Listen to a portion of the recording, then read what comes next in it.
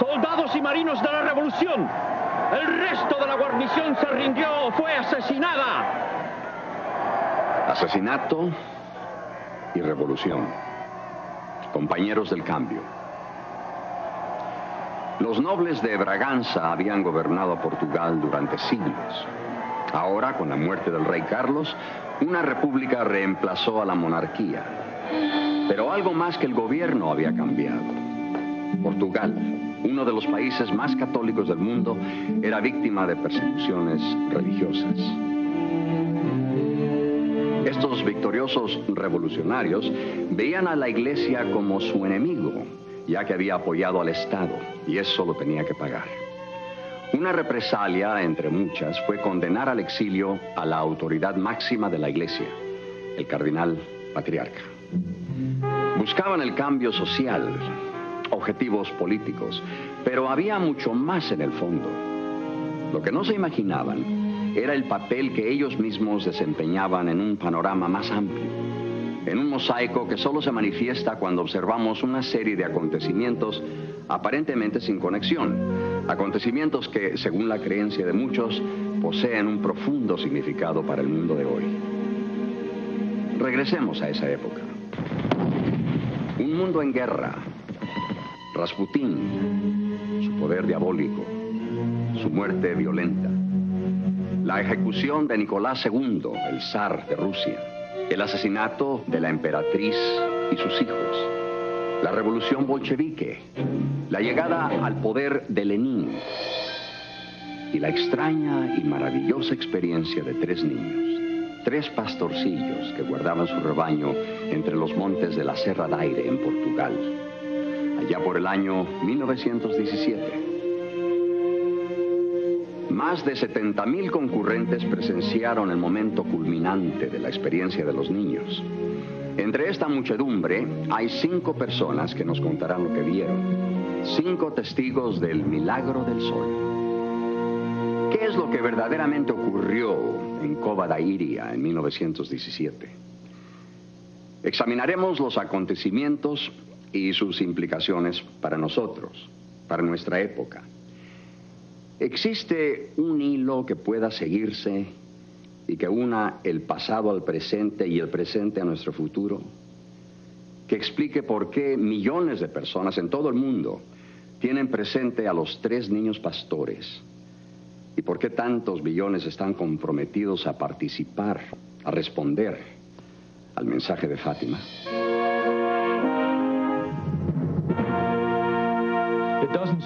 No creo que esto pueda descartarse como una ilusión, mucho menos como un engaño o un fraude. Algo pasó allí. Y luego dijeron que Nuestra Señora les pidió que regresaran a la Cova da Iria el 13 de cada mes. Yo observo los acontecimientos milagrosos con escepticismo, pero sé que sí hay acontecimientos milagrosos.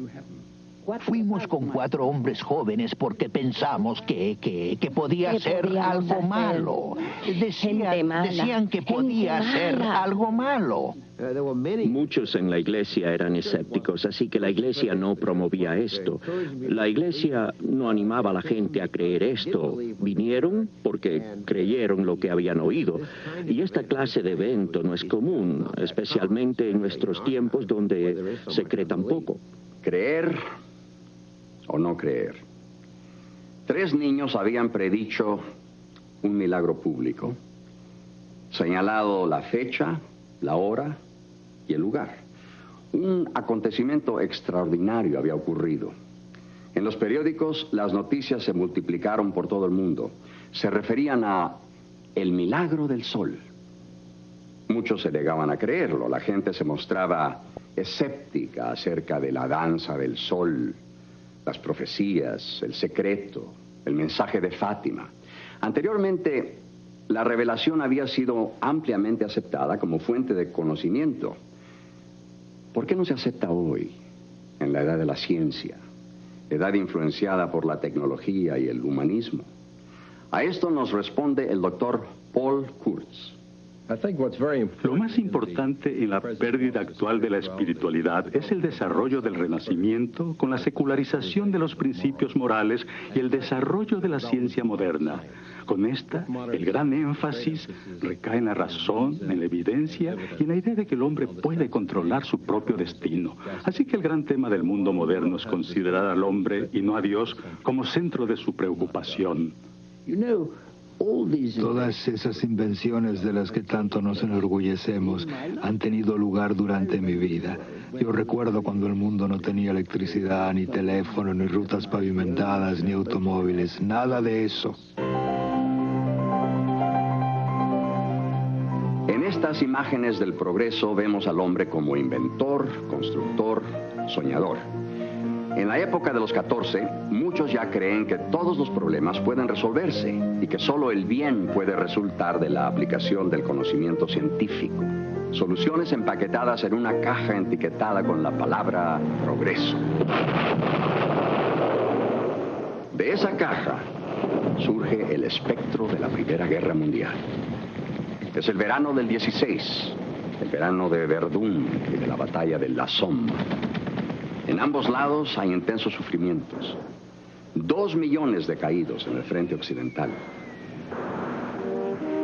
Ningún lugar podía estar más alejado de la destrucción, del horror, de la guerra, que las montañas de la Serra d'Aire de Portugal, donde los campesinos y pastores perciben el conflicto únicamente como un rumor distante. Fátima, 1917. Para 3 niños cuidando de sus ovejas, es una época feliz. Warner Brothers los presentó al estilo de Hollywood en una película del año 52. He aquí los verdaderos niños. Lucía dos Santos, de 10 años de edad. Su prima Jacinta Marto, de 7. Y el hermano de Jacinta, Francisco, de 9. Cuando la familia se iba, se escabullían por la puerta de ventilación y se escondían arriba de nosotros.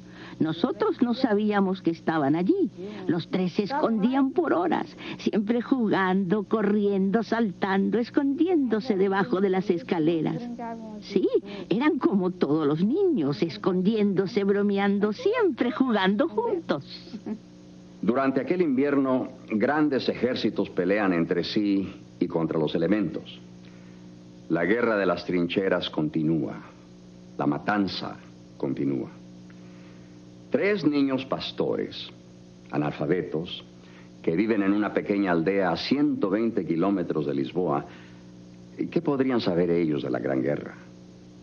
Para mejor entender lo que pasaba en 1917, es necesario examinar los acontecimientos históricos que los niños ignoraban por completo.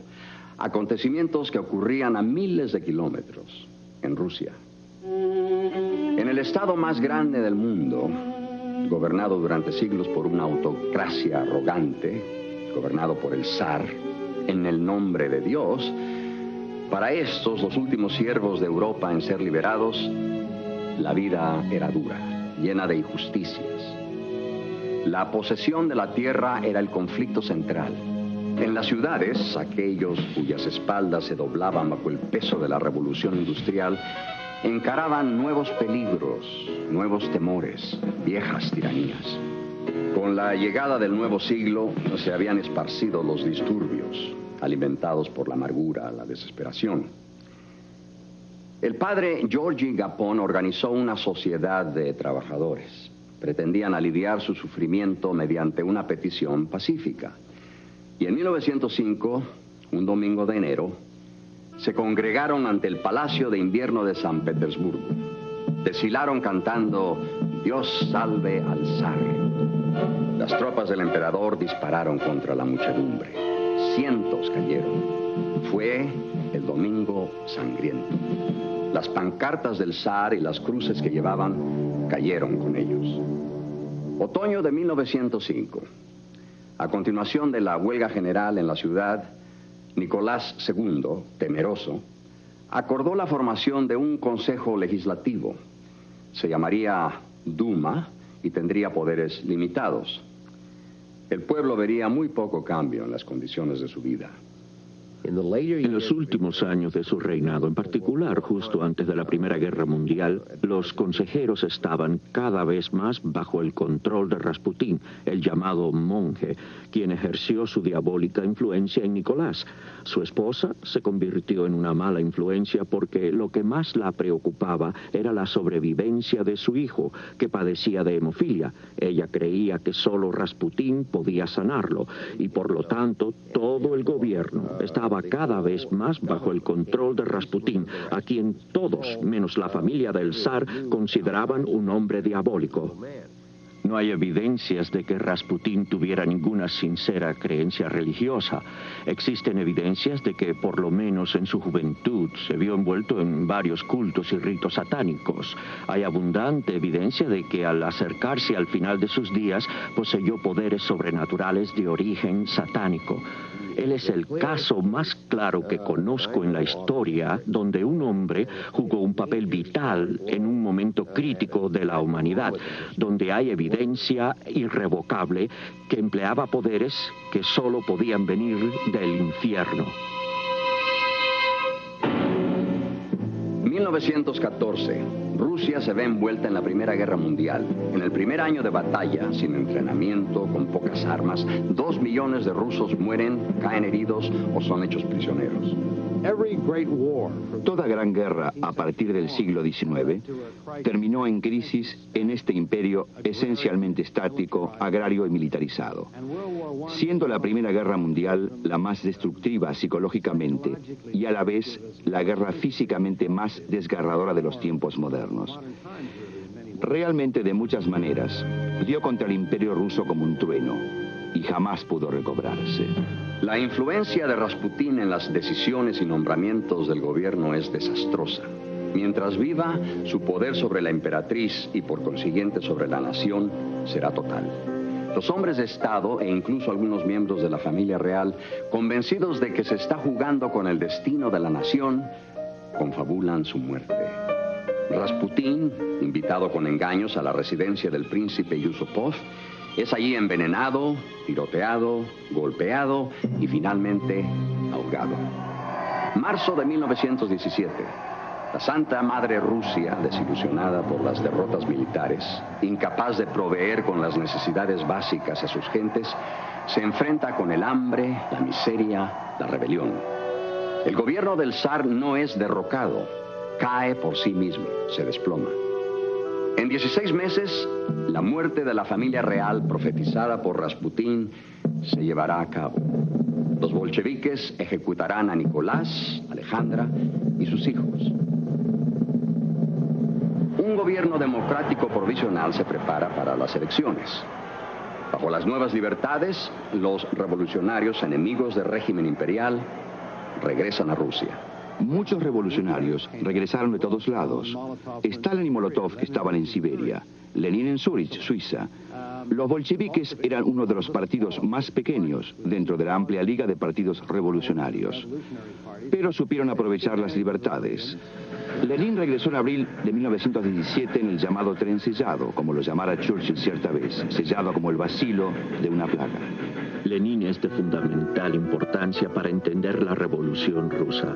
No hubiera podido ocurrir sin él. En mi opinión, todas las otras situaciones que existieron para que hiciera posible la revolución abrieron el camino para que sucediera. Ninguna hubiera resultado en la revolución de no haber sido por la presencia de Lenin. Su presencia fue crítica. Decidido como estaba a destruir todo el sistema existente en Rusia, logró su objetivo acarreando un horror que aún prevalece sobre su tierra natal.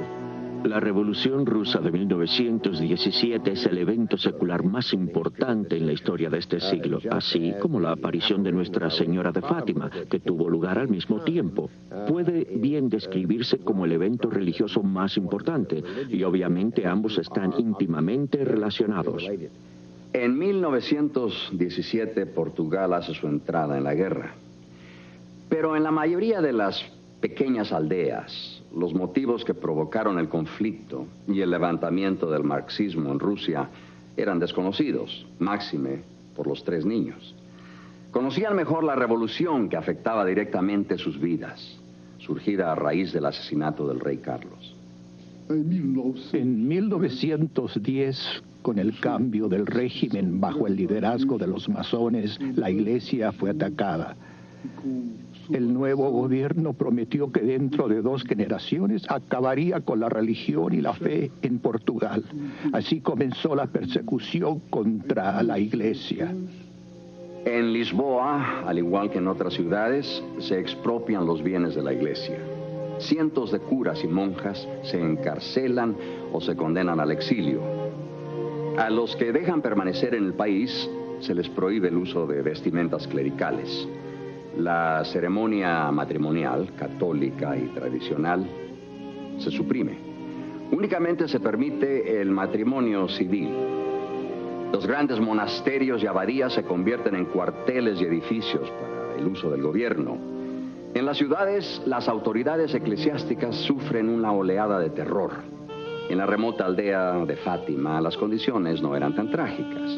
Cuentan con un cura, el padre Ferreira. 13 de mayo de 1917. En el verde valle, entre las colinas que rodean la aldea, Lucía dos Santos, de 10 años, y sus primos Jacinta y Francisco, ven por primera vez a Nuestra Señora de Fátima. Lucía es el único testigo todavía en vida. Los niños tendrán que pasar muchos interrogatorios. Las memorias de Lucía, escritas en 1935, nos ofrecen una descripción gráfica de lo ocurrido. Era un día muy claro. Brillaba el sol, cuando de repente al mediodía vimos un relámpago. Empezamos a correr. Luego delante de nosotros vimos a una divina señora de unos 16 años de edad, toda vestida de blanco y rodeada de una claridad luminosa. Nos paramos a 2 metros de donde se encontraba ella, en la cima de un pequeño arbusto. Nos dijo: no teman. Le pregunté de dónde había venido. Vengo del cielo, respondió. Vine a pedirles que durante los próximos 6 meses, cada día 13, a la misma hora, acudan aquí. Luego les diré quién soy y lo que deseo.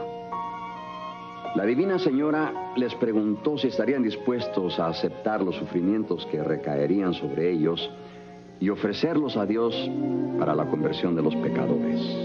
Lucía contestó: sí, así lo haremos. Se les encomendó que rezaran el rosario cada día, con el fin de traer la paz al mundo y acabar con las guerras. La señora comenzó a ascender plácidamente y desapareció por el oriente en la inmensidad de los cielos. Francisco presencia la aparición, pero no puede oír lo que se dice. Jacinta y Lucía ven y escuchan todo, pero la señora solo habla con Lucía. Y es Lucía también la que previene a sus primos de que no digan nada a nadie de lo sucedido. Jacinta, la más pequeña, de 7 años, incapaz de contener su alegría, se lo confiesa a sus padres. Estos se desconciertan, pero saben que sus hijos siempre dicen la verdad. Pero los padres de Lucía, al oír el relato, reaccionan de manera muy distinta.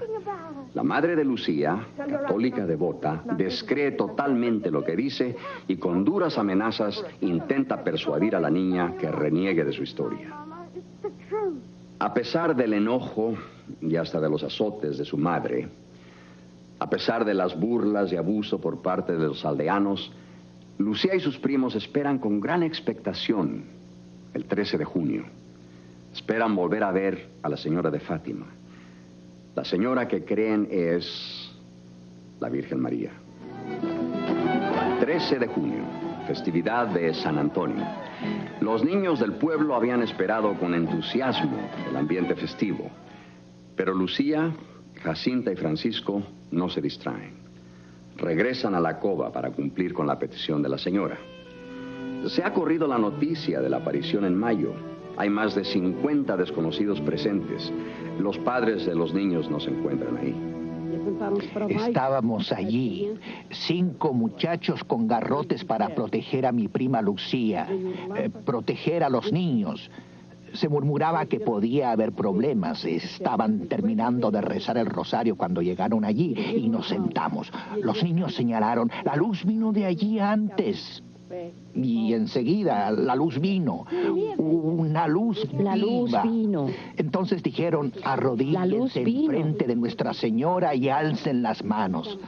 Estábamos de pie frente a ella como pedazo de madera, temerosos de que algo malo iba a suceder. Lucía, Jacinta y Francisco se arrodillaron ante Nuestra Señora y Lucía preguntó, ¿qué desea hoy? Decía, arrodíllense porque Nuestra Señora viene. Y Lucía, Jacinta y Francisco Algunos se arrodillaron. pensaron que era un engaño, otros pensaron que podía ser sobre el fin de la guerra.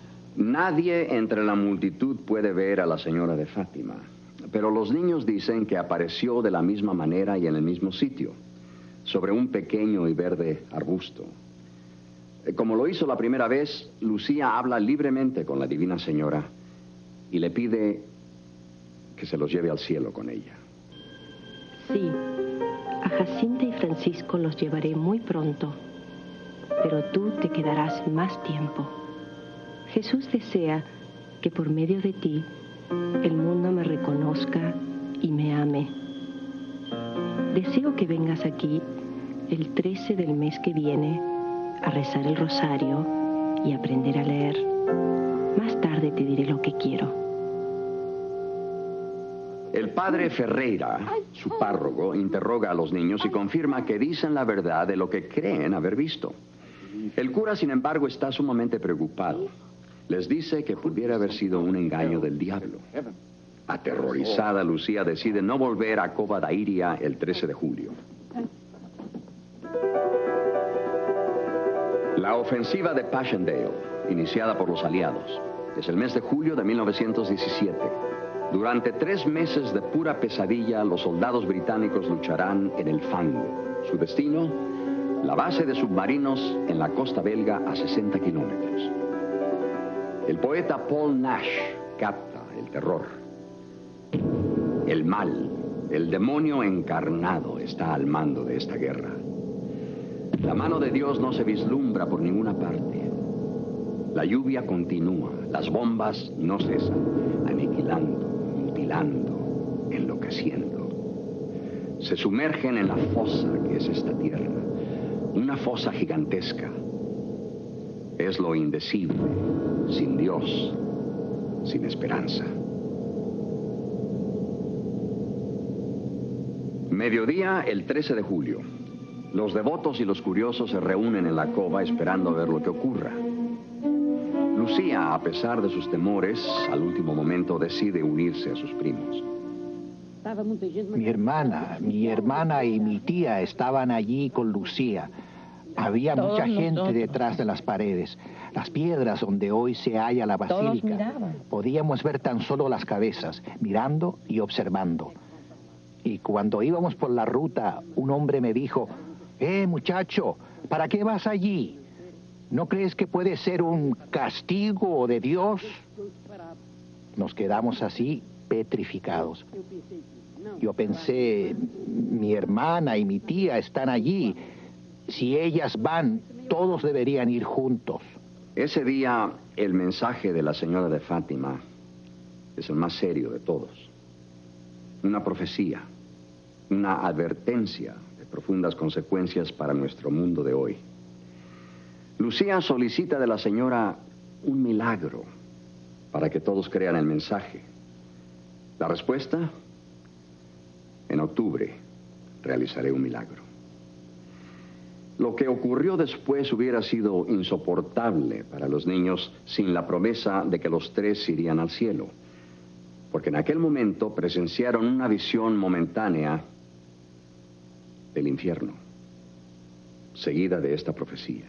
La guerra va a terminar, pero si la gente no deja de ofender a Dios, vendrá otra peor durante el pontificado de Pío XI. Cuando vean una noche iluminada por una luz desconocida, sabrán que es la gran señal que Dios les da, que está a punto de castigar al mundo por sus crímenes, con guerra, hambre y persecuciones a la Iglesia y al Santo Padre. La profecía continúa. Si la gente no deja de ofender a Dios, Rusia esparcirá sus errores por el mundo. Los inocentes serán martirizados. Varias naciones aniquiladas. Pero al final, un cierto periodo de paz le sería concedido al mundo. Luego les revela a los tres un secreto. Secreto para ser comunicado solamente al Papa. Los niños contaron en Fátima que María les pidió que oraran por la conversión de Rusia. Ella vaticinó que eventualmente Rusia se convertiría, pero antes de convertirse, esparciría muchos errores por todo el mundo y que las naciones se destruirían como parte de ese proceso. La inclusión de Rusia en el relato de los niños pasmó a los portugueses más cultos y entendidos. Rusia, incapaz de alimentar a su propia gente, hundida económicamente, sumergida en el analfabetismo, a borde de la revolución. Rusia, muy lejos de convertirse en una amenaza mundial, en una superpotencia. Es interesante desde un punto de vista histórico, porque la revolución bolchevique no había aún ocurrido cuando tuvo lugar la visión en Fátima. Tendría lugar meses después. Y aunque hubiera ocurrido, no es posible que estos tres pastorcitos portugueses hubieran comprendido su significado. Ostensiblemente, en 1917, Rusia era aún una nación muy religiosa. Pertenecía a la Iglesia rusa ortodoxa, una de las naciones más religiosas en el mundo. Así que es interesante que se señalara a Rusia como la propagadora de ideas falsas y se hablara de la necesidad de la conversión de Rusia, que es lo que nadie hubiera imaginado en 1917. Después de la aparición, los niños repiten la promesa de la Virgen María. El milagro ocurrirá el 13 de octubre. ¿Y cuál es el impacto en el mundo? La reacción de los que están presentes. La mayoría considera el relato de los niños como algo ficticio, increíble, inaceptable. Los niños buscan la manera de hacer sacrificios para obtener la conversión de los pecadores, para salvarlos del infierno que ellos han visto. Su comida se la dan a niños necesitados. Cuando tienen sed, no beben. De nuevo el padre Ferreira los interroga. Esta vez el cura permanece callado. Cova da Iria, 13 de agosto de 1917. 6.000 personas se reúnen en espera de la aparición, pero el gobierno antirreligioso, cada vez más alarmado por los informes de apariciones y las crecientes multitudes, decide actuar. El gobernador provincial, Arturo de Oliveira Santos, incapaz de persuadir a los niños de que cambien su historia, los secuestra. En Cova da Iria esta vez no hay aparición. Con amargura y desilusión los peregrinos regresan a sus casas, para algunos muy distantes. En la ciudad de Ourem, capital de la provincia, los tres niños son prisioneros, amenazados de tortura, de muerte, si no admiten que las apariciones son un engaño. Su relato no va a cambiar. Ellos no van a mentir. A la mañana siguiente, otro interrogatorio. Si verdaderamente era una divina señora de Fátima, insiste Santos, confiésenme el secreto que les reveló. 3 niños de 7, 8 y 10 años de edad, confrontados con este furioso símbolo de autoridad, permanecen inmutables. Retiran a Jacinta de la habitación. Les dicen a Lucía y Francisco que la están quemando en aceite hirviendo. Santos les exige que confiesen. Aunque están aterrorizados, no cambian la historia. Y ahora se llevan a Francisco. Lucía, convencida de que han dado muerte a sus primos, no dice lo que Santos espera oír. Al sacarla de la habitación, llena de miedo, queda estupefacta al ver lo que menos esperaba, a sus primos vivos. Aunque son niños, los encierran en una celda con otros prisioneros. 15 de agosto, los carceleros los devuelven a sus angustiados padres. 4 días después, Lucía, Francisco y su hermano Juan Marto se hallan apacentando sus ovejas en Baliños. Hemos hablado con Juan Marto. Mi hermana Jacinta había estado en la cárcel y tenía piojos en la cabeza y nuestra madre la cuidaba. Por esa razón se quedó en casa y yo estaba con los otros. Lucía vio que algo se movía en el cielo. Era Nuestra Señora que se acercaba. Lucía me pidió que fuera rápidamente en busca de Jacinta. Ella insistió. Ella dijo, no es bueno tener al cura sin el acólito. Fui y susurré al oído de Jacinta. Lucía dice que debes ir a Baliños y estar con ella. Ellos dicen haber visto a Nuestra Señora, pero yo no vi nada. Dijeron que Nuestra Señora se apareció y Jacinta tomó una ramita de vid para traer a casa. Cuando llegó a la casa de Lucía, le dijo a la madre de esta, oh tía, hemos visto a Nuestra Señora en Baliños. Ella no podía creerlo, pero olió la ramita y sintió su maravilloso aroma. Jacinta empezó a correr hacia nuestra casa. Esta casa.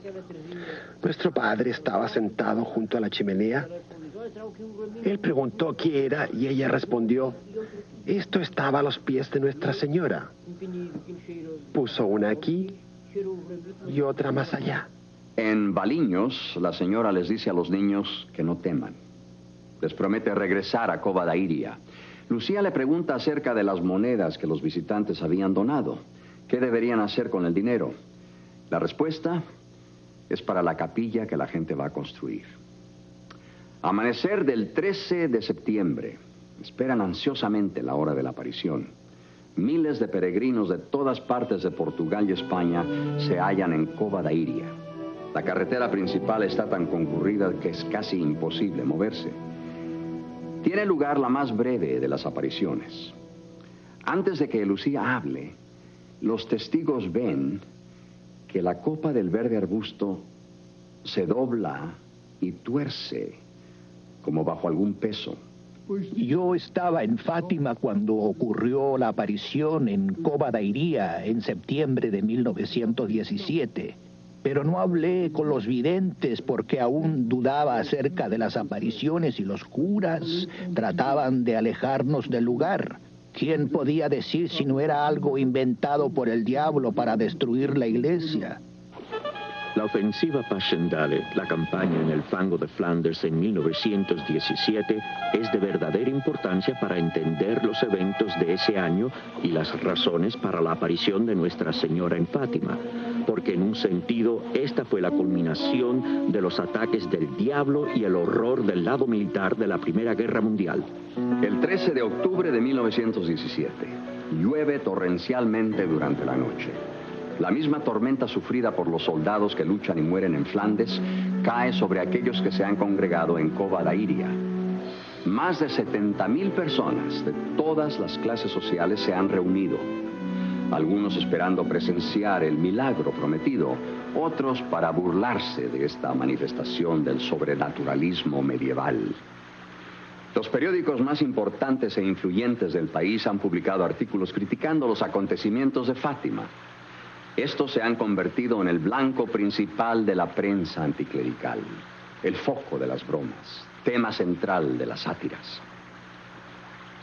Avelino de Almeida, un declarado escéptico en cuanto a las apariciones, presencia el fenómeno. Es el director de O Século, periódico más leído de Lisboa. Su reportaje aparece en primera plana. Un espectáculo único e increíble, si uno no ha sido testigo del mismo. Uno puede ver a la muchedumbre dándose vuelta hacia el sol que está despejado, sin nubes, a pleno mediodía. El gran astro del día hace pensar en una placa de plata y es posible mirar hacia él sin la menor incomodidad. Podría ser un eclipse, pero estalla en un clamor colosal y oímos a los espectadores gritar milagro, milagro, maravilla, maravilla. El sol tiembla ante la muchedumbre atónita, haciendo movimientos bruscos sin precedente y fuera de toda ley cósmica. El sol ha bailado. Un día dissemos a Lucía. Dijimos, Lucía, si es cierto que puedes ver a Nuestra Señora, ¿por qué no le pides que haga un milagro que todos puedan ver? Y Lucía dijo, Nuestra Señora dijo que el 13 de octubre algo ocurrirá para que todos lo vean. Mi madre argumentaba que Nuestra Señora no podía hacer milagros a la vista de todos.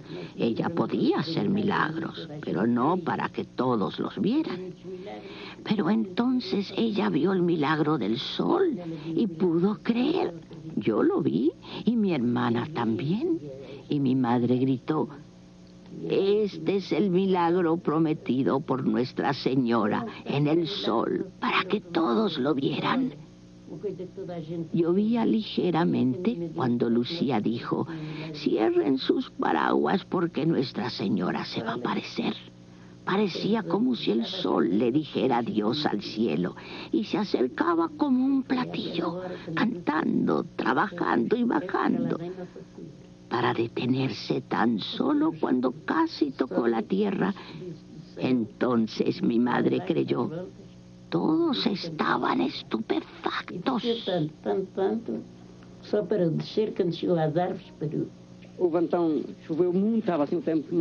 Llovió como ahora y llovió mucho.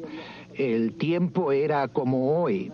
Luego salió el sol y después del mediodía el sol empezó a jugar.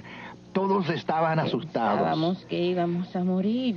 Pero y los colores aparecieron como un arco iris cerca de la base del cerro. Una sombra. Pensamos que era íbamos a morir. Brillante, como relámpagos en el norte.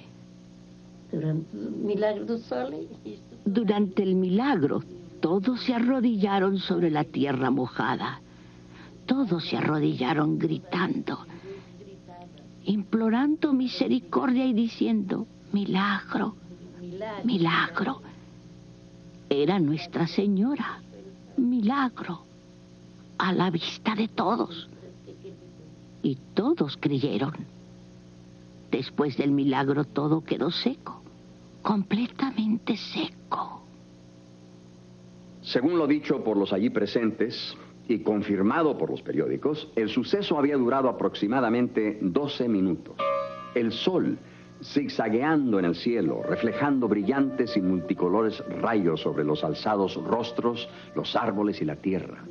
Y en el momento culminante, el sol se precipitó hacia los miles de personas ahí reunidas. Muchos creían que había llegado el fin del mundo.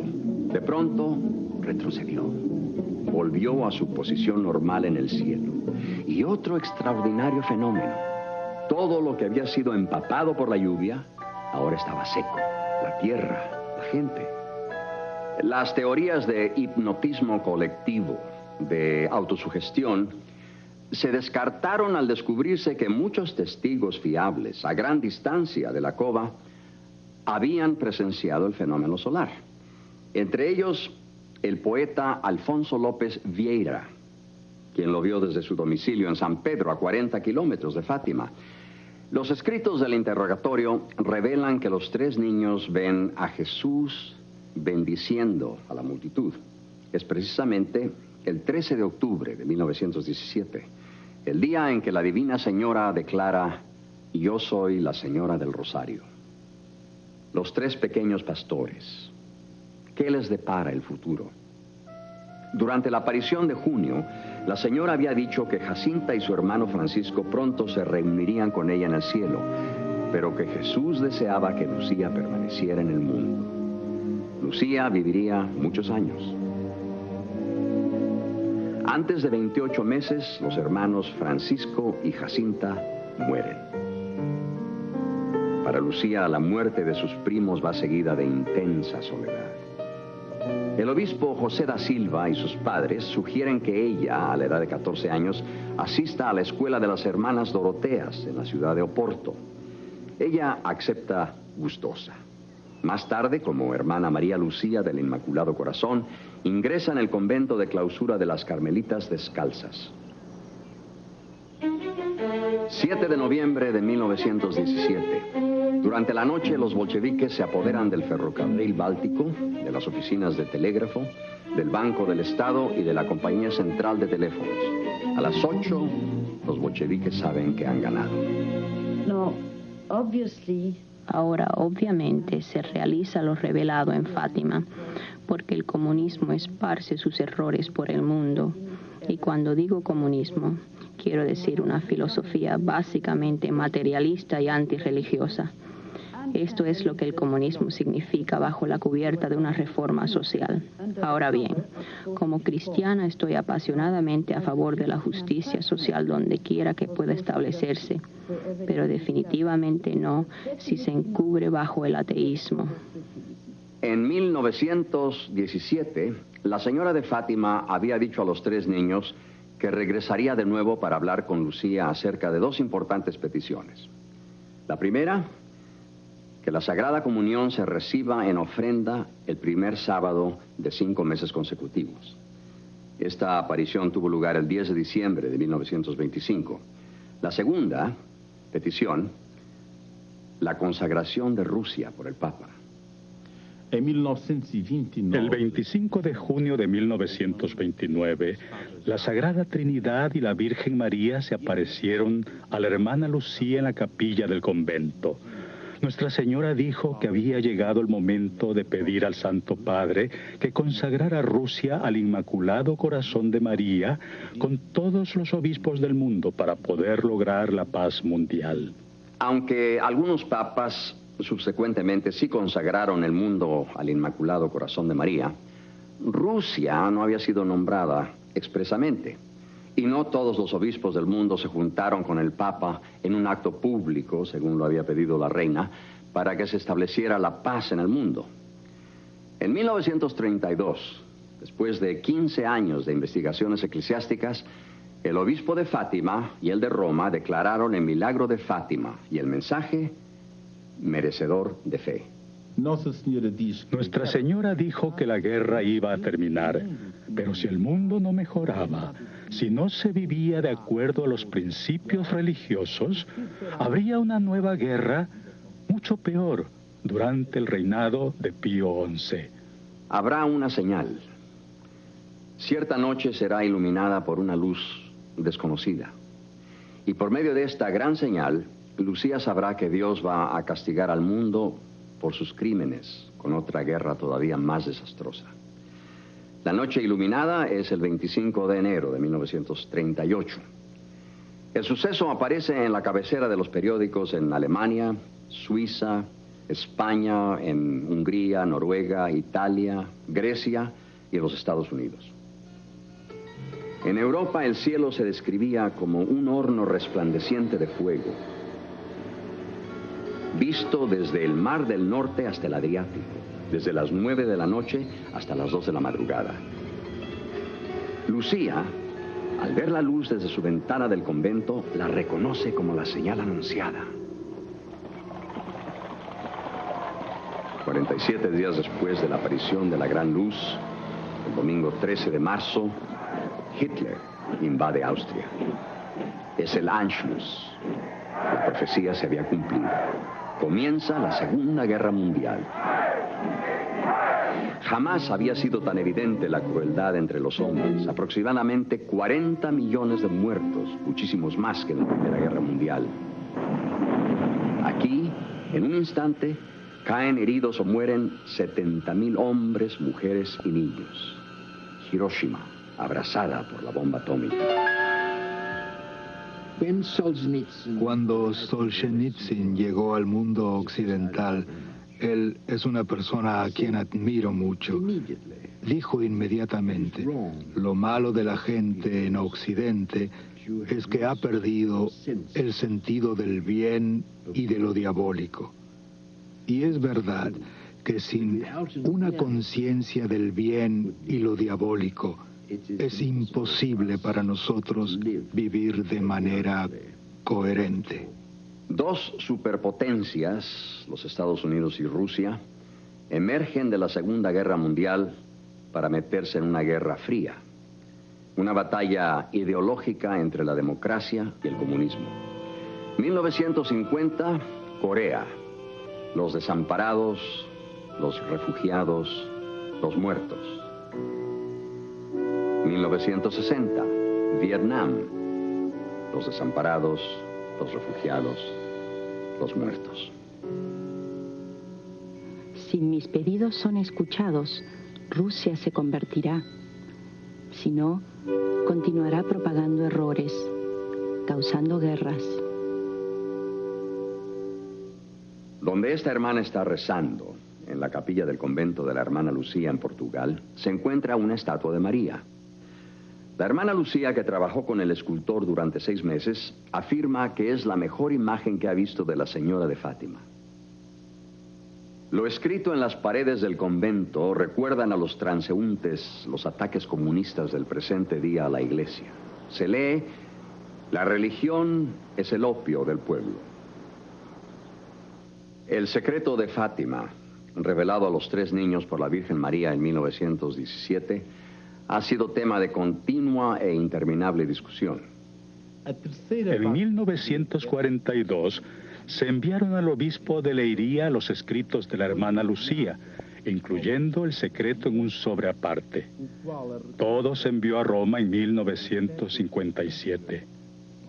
El Papa Juan XXIII abrió el sobre, leyó su contenido y lo mantuvo secreto.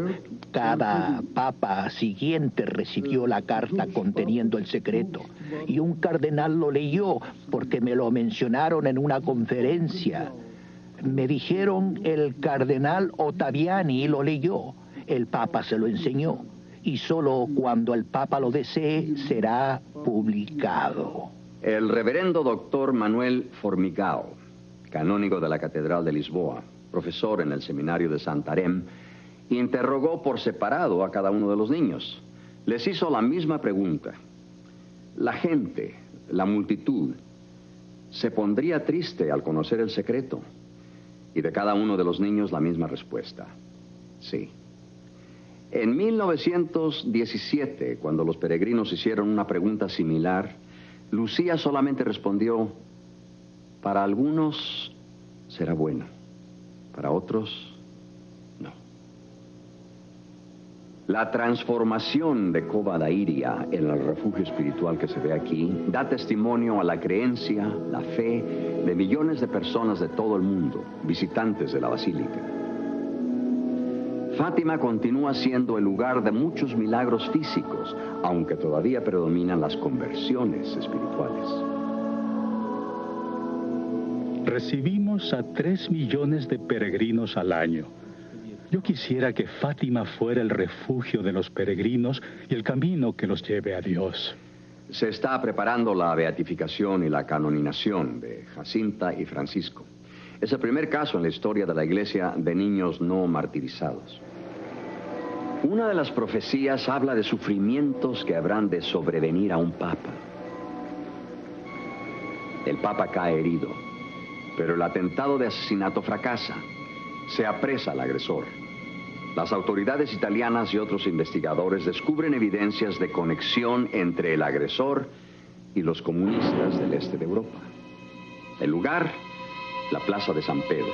La fecha: el 13 de mayo de 1981, el aniversario de la primera aparición en Fátima de la Virgen María.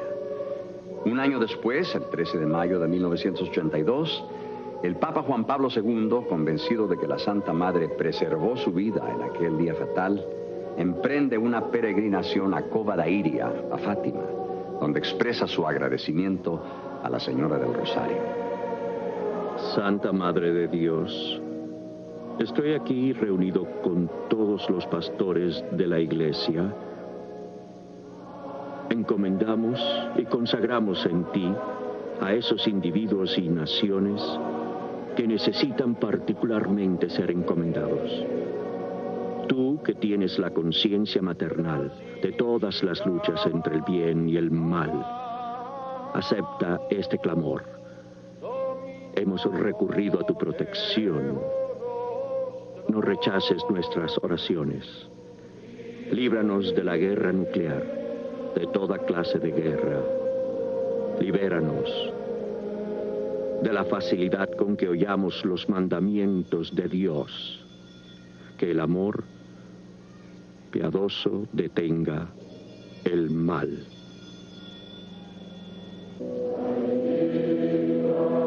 La hermana Lucía está presente. se había ausentado de Fátima a la edad de 14 años. Ahora, 62 años más tarde, regresa a presenciar el gran cambio en su aldea. Está llena de gozo de estar con el Papa y 1,5 millones de personas de casi todas las naciones del mundo. En vista de la amenaza de destrucción nuclear, de la ausencia de paz en el mundo y en cada nivel social, Fátima emerge como una llamada de atención y un mensaje de esperanza, un plan, una dirección a seguir, no solo para alcanzar la paz militar y política, sino también la paz interna, individual.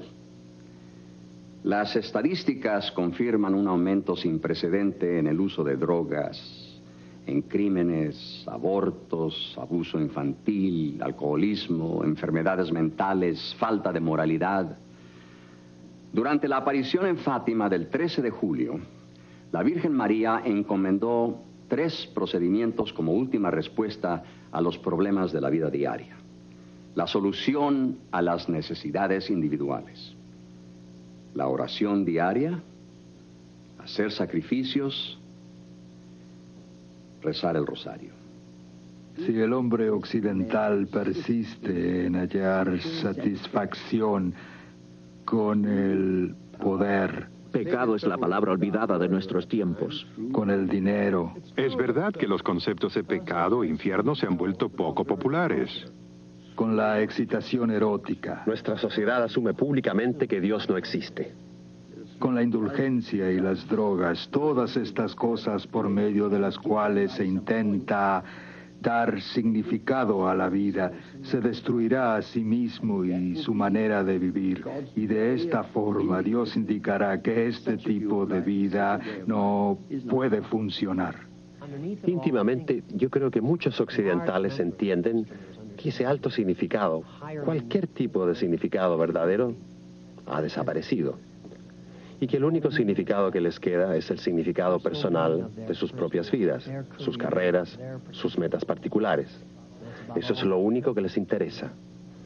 Por eso digo que esa autopreocupación y el afán desmedido en su profesión son las preocupaciones psicológicas que les impide darse cuenta del vacío de sus vidas. Freud conquistó completa y totalmente al público norteamericano y dice que la clave de la felicidad es el sexo. Eso fomentó la revolución sexual y todos lo probaron, o la mayoría lo probó, y se aburrieron con él. Los nuevos grupos de rock, las nuevas formas de arte, se preocupan de la rabia, el odio y en muchos casos de la muerte en forma deliberada. Soy muy pesimista con lo que le va a pasar a esta civilización a la cual pertenecemos, a este tipo de vida actual. En un sentido, el oeste moderno es la primera sociedad en la historia del mundo en experimentar con la posibilidad de una incertidumbre moral radical. Para mí, la pregunta crucial de la vida humana es el conflicto entre lo que es moralmente bueno o malo. El mensaje de Fátima no es en efecto ni original ni sorprendentemente nuevo. Es el mismo eterno mensaje cristiano, el mensaje judío, arrepentirse de sus pecados. Así que Fátima no es una cruzada contra Rusia. Fátima es una cruzada, pero una cruzada de oración y penitencia, de ofrecer nuestras vidas por la conversión de Rusia y de todos los hombres que no adoran y no aman a Dios y a la humanidad finalmente. Si persistimos en seguir el camino por el cual venimos transitando desde hace tiempo y olvidamos a Dios, olvidamos el propósito y significado de la existencia humana, y hay toda razón para ser extraordinariamente pesimistas, porque ahora tenemos los medios de autodestrucción, y quiero decir que si estos medios se ponen al servicio del mal, el mundo puede destruirse. Todos los intentos para hallar cómo liberarnos del compromiso del mundo actual serán inútiles si no reencauzamos nuestra conciencia en arrepentimiento frente al Creador de todo. Sin esto, ninguna salida se iluminará y buscaremos en vano. A las enfermizas esperanzas de hace 2 siglos, que nos han reducido a la insignificancia y nos acercaron al borde de la muerte nuclear o no nuclear, solo podemos proponer la búsqueda resuelta por la cálida mano de Dios, que tan rudamente abandonamos al confiar solo en nosotros mismos. Solo así podremos abrir los ojos a los errores de este desafortunado siglo XX, dirigiendo nuestras manos para enmendarlos. Nuestros 5 continentes están atrapados en un torbellino. Si perecemos y perdemos este mundo, la culpa será solo nuestra. La Virgen María reveló a los niños de Fátima que tendría lugar un milagro para que así todos creyesen el mensaje, que se necesitan profundamente la oración y la penitencia, que estos son los medios para solucionar los males del mundo. El mensaje de Fátima: reencontrarnos con Dios.